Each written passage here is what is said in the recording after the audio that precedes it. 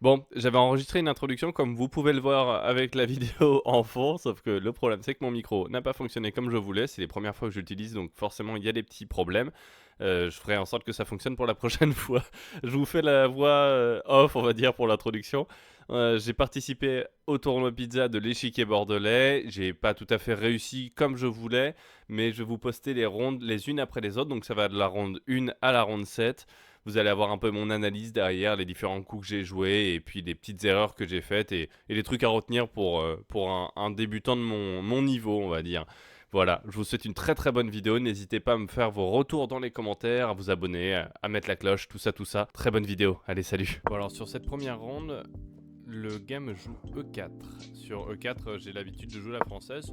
Donc je joue mon coup principal en pensant après me faire un petit coup de D5. Mon adversaire commence à réfléchir un peu longtemps, donc je me demande ok, qu'est-ce qu'il a préparé sur E4, qu'est-ce qu'il connaît, et là il me joue ce coup assez surprenant que je n'avais jamais vu. Et il suit avec ce cavalier ici. Alors, j'avais jamais vu cette ligne. J'avoue, je joue la française depuis un certain moment. Donc je me suis dit, bah écoute, je vais continuer avec mes idées de la française, c'est 5. Comme d'habitude, on va pas se prendre trop la tête. Bon, la suite de la partie, elle est assez classique. Je vais développer mes pièces. On va suivre les principes d'ouverture, très classiques. Mais j'avoue que je suis assez désarçonné par cette structure-là que j'ai pas du tout l'habitude de jouer. Donc je me dis que de toute façon, ça peut pas faire de mal de commencer à échanger un petit peu. Donc c'est pas forcément le meilleur coup. J'ai réfléchi pas mal de temps avant de jouer ce coup-là. Et mon adversaire va considérer la prise soit du cavalier soit du pion et finit par jouer le meilleur coup. Je développe mon cavalier, j'ai pas trop peur de me le faire attaquer puisque je sais que j'aurai mon retour de cavalier tranquille devant madame.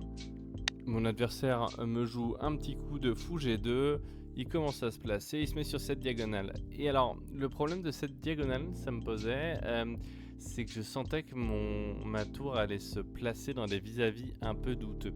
Je l'ai retenu, je l'ai pris en considération et j'avoue que ça m'est sorti complètement de la tête.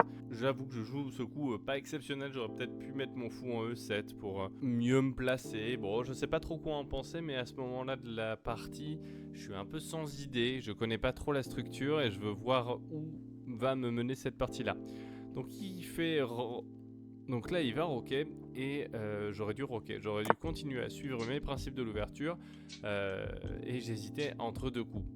Ce fameux coup B6 qui est pas extrêmement bon parce que ça m'ouvre la diagonale du fou sur ma tour et il trouve le meilleur coup, pion.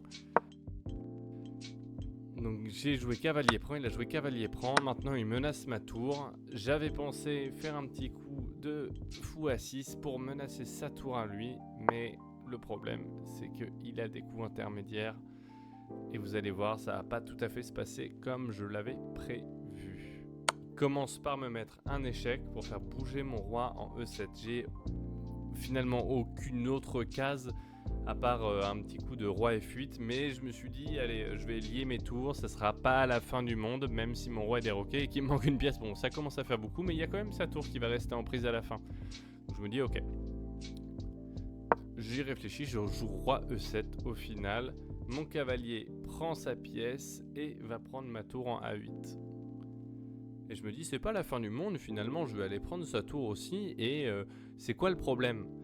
C'est quoi le problème? Bon bah voilà, on sera à une pièce de plus, c'est pas exceptionnellement mauvais, alors c'est pas très très bon, hein, mais je vais pouvoir prendre de la dame. Finalement je reprends la grande diagonale et son roi il me paraissait un petit peu faible, donc je me dis allez, je joue fou prend. Et ce que j'avais un petit peu oublié, c'est qu'il y avait cette petite fourchette un peu désagréable, donc la fourchette cavalier C6, et là ça fait mal, je perds ma dame. Et la partie avec. Bon, alors normalement, à ce moment-là de la partie, on est censé abandonner.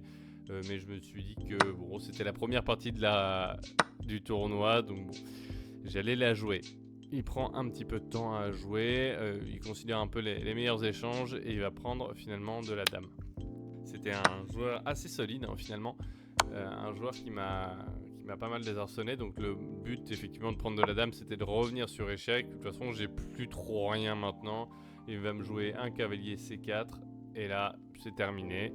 je peux abandonner ma partie parce que y a vraiment plus rien de toute façon. Et puis il y a un moment où il faut respecter un peu son adversaire et savoir tendre la main. Alors finalement cette première ronde elle s'est pas passée tout à fait comme j'aurais voulu.